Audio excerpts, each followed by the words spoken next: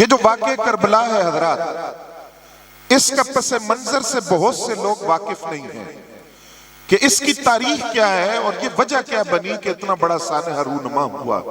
ये कोई मामूली वाक़या नहीं है, इसकी खबरें पहले से दी गई और इस कदर शोहरत थी कि शहादत इमाम अली मकाम से पहले बहुत से लोग जानते थे कि इमाम अली मकाम शहीद होंगे। वजह क्या थी इसकी? हजरत सैयदना अबू हुरैरा रज़ियल्लाहु तआला अन्हु 59 हिजरी के अंदर एक दुआ मांगते हैं, अल्लाहुम्मा इन्नी आऊज़ु बिका मिन रासे सित्तीना व इमारत सिबियान।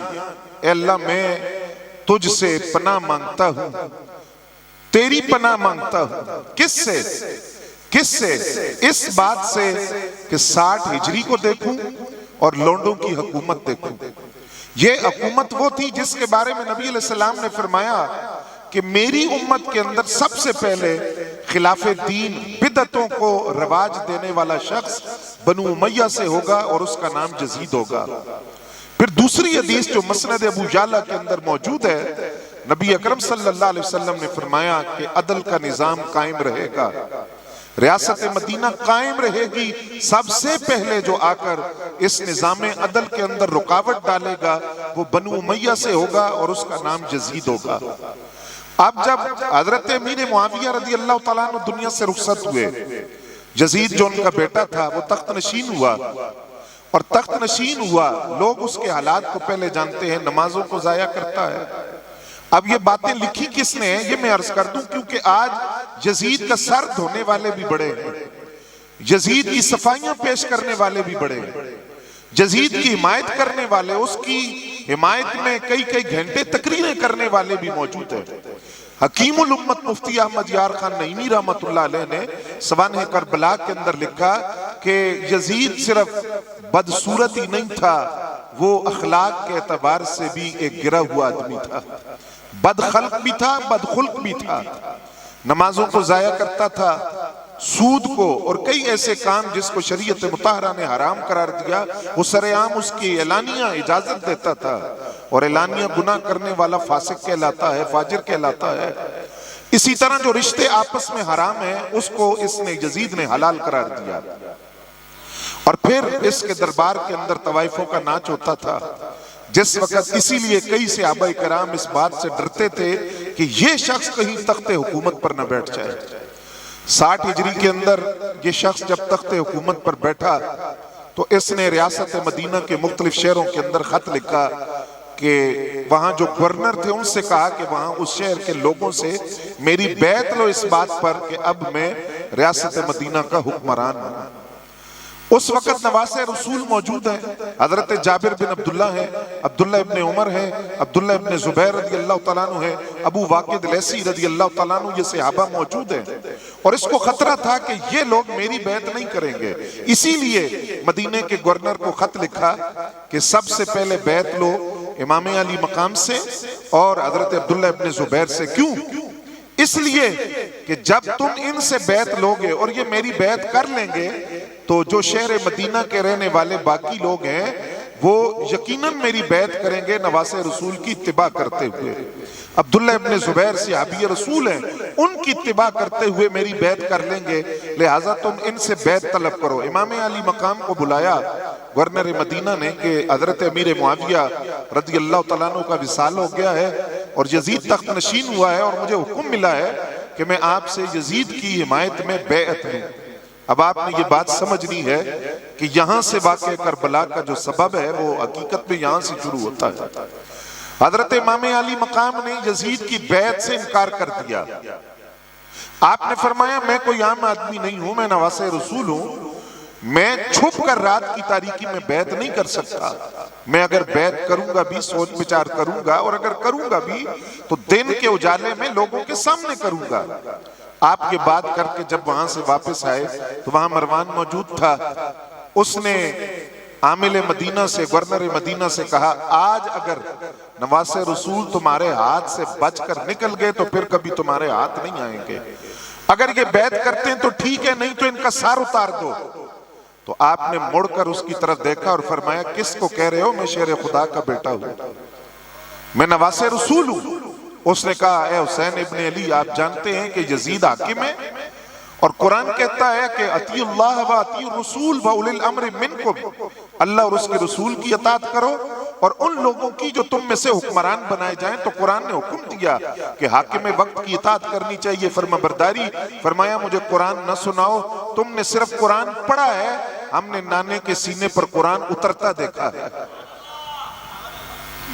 अगर कुरान ये कहता है कि हाकिम की इताअत करनी चाहिए, तो शारिह कुरान जो मेरे नाना है वो फरमाते हैं, ला ताअता लि मखलूकिन फी मासियतिल खालिक, कि मखलूक के लिए अल्लाह की नाफरमानी के अंदर फर्माबरदारी इताअत जायज नहीं है, वो जरूरी नहीं है।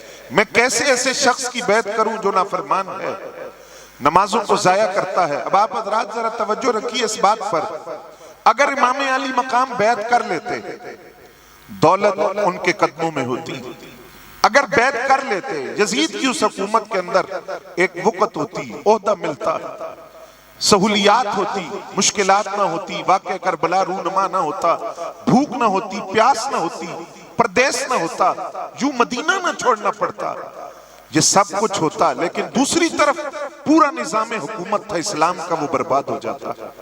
रियासत मदीना की जो बुनियाद थी वो बर्बाद हो जाती और क़यामत तक एक बात बन जाती इमाम अली मकाम की बैत से कि एक मुनाफिक की, फासिक की, फाजिर की, बेनमाजी की बैत करना। इमाम अली मकाम ने चूंकि बैत की तो जो हुक्मरान जैसा हो उसकी बैत कर लेनी चाहिए, ये उसूल बन जाता। इमाम अली मकाम इस बात को समझते थे कि मैंने चूंकि यजीद की बैत नहीं की, अब ये मुझे मदीना में रहने नहीं देगा, तो आपने खुद मदीना तैयबा को छोड़ दिया। लोग कहते हैं कि वाक़या करबला कूफा से शुरू होता है, मैं कहता हूं नहीं, करबला के जो मसाइब हैं वो मदीना तैयबा से ही शुरू हो जाते हैं। क्यों? इसलिए कि हज़रात मैं आपसे सवाल करता हूं, आप या मैं 8 या 10 दिन शहर रसूल मदीना तैयबा में रहे, मस्जिद नबी में नमाजें भी पढ़े, जब 10 दिन बाद हम मदीना तैयबा से रुखसत होते हैं तो हमारी क्या कैफियत होती है? कलेजा फटता है, जिगर मुंह को आता है। मदीना तैयबा से रुखसती आसान नहीं। अगर 8-10 दिन हम रहे वहां, हमारी ये कैफियत है, तो वो इमाम अली मकाम जिनकी माँ की यादें मदीना तैयबा में हैं, उनकी जाए पैदाइश मदीना तैयबा है, उनके वालिद की यादें हैं, नाना की यादें हैं, भाई इमाम हसन की यादें हैं। रात की तारीकी में इमाम अली मकाम रोज़े रसूल पर आखिरी हाजिरी और इस यकीन के साथ कि अब मैं लौट कर नहीं आऊंगा। नाना जान की बारगाह में अर्ज किया, हुजूर मैं आपका शहर छोड़कर जा रहा हूँ और आप जानते हैं कि मैं क्यों आपका शहर मुकद्दस छोड़कर जा रहा हूँ। नवासे रसूल इमाम अली मकाम अपने खानदान के अफराद को लेकर मक्कतुल मुकरमा आ गए। मक्कतुल मुकरमा में कूफा वालों के खत आए कि आप कूफा आए, हम आपकी बैत करना चाहते हैं, अगर आप नहीं आएंगे तो हम यजीद की बैत कर लेंगे, फिर हम बरीउ ज़िम्मा हैं, हम अल्लाह के हुजूर जवाबदेह नहीं हैं। इमाम अली मकाम ने कूफा की तरफ रखते सफर बांधा। सहाबा किराम हजरत जाबिर बिन अब्दुल्ला, अब्दुल्ला इब्ने जुबैर और अब्दुल्ला इब्ने उमर, अबू वाकिद लैसी, अब्दुल्ला इब्ने अब्बास, ये सारी हस्तियां आपके सामने थी और उन्होंने इस बात की मुखालफत की कि आप कूफा न जाएं। कूफा वालों की बेवफाई मशहूर थी, अंदेशा था कि वो बेवफाई करेंगे। इमाम अली मकाम ने जो जवाब दिया, आपने फरमाया, एक है अंदेशा, खतरा, गुमान कि बेवफाई हो सकती है, ये कोई शरई उज़र नहीं है। अगर कल खुदा ने मुझसे पूछ लिया कि जब कूफा वाले बुलाते रहे और आप नहीं गए, तो आपके ना जाने पर उन्होंने यजीद की बैत की, तो मैं खुदा को क्या जवाब दूंगा? इसलिए मैं जाऊंगा। इमाम अली मकाम जब कूफा की तरफ रवाना हुए तो रास्ते में, चूंकि पहले आपने इमाम मुस्लिम में नकील अपने चचादाद को भेजा था, और मैं आपकी तवज्जो चाहूंगा, इमाम अली मकाम की फरासत देखिए, किसी सहाबी रसूल को नहीं भेजा, अपने चचाजाद भाई को भेजा। क्यों? अगर कोई सहाबी रसूल जाता और वहां से जाकर वही खत लिखता जो इमाम मुस्लिम बिन अकील ने लिखा था कि यहाँ हालात साजगार हैं, लोगों के दिल भी आपके साथ हैं, आप तशरीफ लाएं, क्योंकि हालात वाकई साजगार थे। और जो हकीकत थी वो इमाम मुस्लिम बिन अकील ने लिख दी इमाम अली मकाम को कि आप कूफा आ जाएं, हालात साजगार हैं, लोग आपकी बैत करना चाहते हैं। और 2, 4, 5, 10 नहीं, सैकड़ों खतूत थे कूफा वालों के अगर किसी सिहाबी को भेजा जाता और वो वही खत लिखता जो इमाम मुस्लिम बिन अकील ने लिखा था, और उसके बाद इमाम अली मकाम के साथ कूफा वाले बेवफाई करते, तो आज वो लोग जिनके सीने बुग़्ज़ सहाबा से भरे हुए हैं, वो इस सिहाबी को ताने का निशाना बना लेते। आपने किसी सिहाबी को नहीं भेजा, फरासत थी आपकी, चचाजाद भाई को भेजा। इमाम मुस्लिम बिन अकील ने खत लिख दिया कि आप आ जाएं।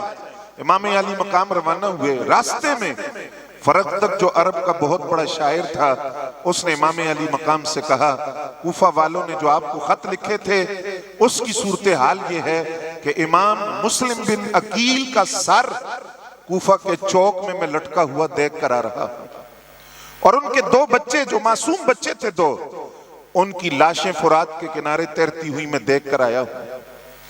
तो कूफा वाले आपके साथ नहीं है, वह इब्ने ज़ियाद पहुंच चुका है, उनकी वफाएं बदल चुकी हैं, आप न जाएं। आपने फरमाया मैं अली का बेटा हूं, एक दफा निकल पड़ूं तो वापस नहीं जाता। अब जो मकसद करबला है ये आपने अपनी दिल की तख्तियों पर लिखना है। मैं फिर फज़ाइल व मनाकिब की तरफ भी आता हूं। मकाम बैदा कूफा से पहले एक मकाम है, वहां इमाम अली मकाम ने खुतबा दिया। आपने अपने साथियों से पूछा, फरमाया देखो इक्तिदार की लड़ाई नहीं है, जिस तरह आज बात जाहिल लोग कहते हैं कि इमाम अली मकाम इक्तिदार के लिए निकले थे। आपने फरमाया इक्तिदार की लड़ाई नहीं है, हुकूमत का मसला नहीं है। दायरी बात है, जो नबूवत के कंधों पर बैठता हो उसको तख्ते हुकूमत की क्या जरूरत थी। आपने खुतबे के अंदर तीन बातें की जो बड़ी काबिल तवज्जो हैं। आपने फरमाया लोगों, मैं तख्ते हुकूमत पर एक ऐसा हुक्मरान देखना चाहता हूं, वो कोई भी हो, रियासत मदीना का जिम्मेदार ऐसा आदमी हो जिसमें तीन बातें पाई जाएं। पहली बात, अल आमिलु बिल कुरान, वो कुरान पर अमल करने वाला हो। वल काइमु बिल किस्त, वो अदल का इंसाफ का निजाम कायम करे। वल हाफिजु लि हुदूदिल्लाह, अल्लाह के जो अहकाम हैं, हुदूदुल्लाह हैं, उनको पामाल न करे। ऐसा शख्स जिसके अंदर ये तीन बातें पाई जाएं, कोई भी हो, वो तख्ते हुकूमत पर बैठे, मैं उसकी बैत करने के लिए तैयार हूं। मसला इक्तिदार का नहीं है। फिर आपने अपने साथियों से पूछा, ये बताओ कि इन तीन बातों में से कौन सी बात है जो यजीद में पाई जाती है। तो सब ने मिलकर बैक आवाज कहा कि कोई भी नहीं। तो फरमाया कि फिर बताओ मैं यजीद की बैत कैसे कर लूं। लड़ाई आपका इरादा नहीं था, जंग के लिए आप नहीं निकले, क्योंकि जो लड़ाई और जंग के लिए निकलता है वो घर की खवातीन साथ लेकर नहीं जाता, वो 6 माह का बच्चा साथ लेकर नहीं जाता, वो असले का ढेर लेकर, और फिर सहाबाए किराम मौजूद है वहां, वो लश्कर लेकर इमाम अली मकाम निकलते। लड़ाई आपका इरादा नहीं था, सिर्फ मकसद ये था कि मैं यजीद की बैत नहीं कर सकता, इस्लाम के निजाम हुकूमत को मैं बर्बाद नहीं कर सकता, और क़यामत तक मैं लोगों को ये तरीका नहीं दिखा सकता कि हुक्मरान कैसा ही फासिक व फाजिर क्यों ना हो, उसकी बैत कर लो, ये मैं नहीं कर सकता।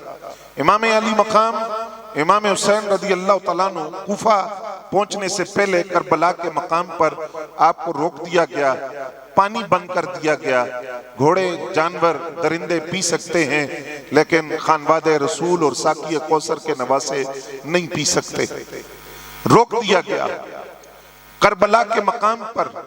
और इसको अर्दे मारिया भी कहते हैं, करबो बला भी कहते हैं।